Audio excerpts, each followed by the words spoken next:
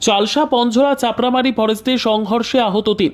চালসা থেকে বিন্নাগুড়ি ক্যাম্প যাওয়ার পথে চাপড়ামারি ফরেস্টে একটি ছোট গাড়ির সঙ্গে আর্মি ভর্তি বাসের মুখোমুখি সংঘর্ষ ঘটে। এই দুর্ঘটনায় গাড়ির চালক ও অন্য দুজন যাত্রী গুরুতর আহত হন। দ্রুত তাদের স্থানীয় হাসপাতালের দিকে নিয়ে যাওয়া হয়। ঘটনার পরপরই পুলিশ ও আর্মি প্রশাসনের সদস্যরা ঘটনাস্থলে পৌঁছে উদ্ধার তৎপরতা চালান। বর্তমানে আহতদের চিকিৎসা চলছে এবং পুলিশ ঘটনার তদন্ত শুরু করেছে। এদিকে স্থানীয় প্রশাসন ও পুলিশের পক্ষ থেকে নিরাপত্তা ব্যবস্থা জোরদার করা হয়েছে, যাতে এ ধরনের দুর্ঘটনা পুনরায় না ঘটে। তবে চাপড়ামারি ফরেস্টের মধ্যে বারবার এমন দুর্ঘটনা ঘটার ঘটনা কিছুটা চিন্তার বিষয় হয়ে দাঁড়িয়েছে। কেন এই এলাকায় বারংবার দুর্ঘটনা ঘটছে তা নিয়ে বিভিন্ন প্রশ্ন উঠছে। এই ফরেস্টের জটিল রাস্তা, কম দৃশ্যমানতা এবং অদ্ভুতভাবে বিপজ্জনক পরিস্থিতি কি এর কারণ হতে পারে? এইসব পরিস্থিতি এড়ানোর জন্য কি আরও কার্যকর ব্যবস্থা নেওয়া হবে?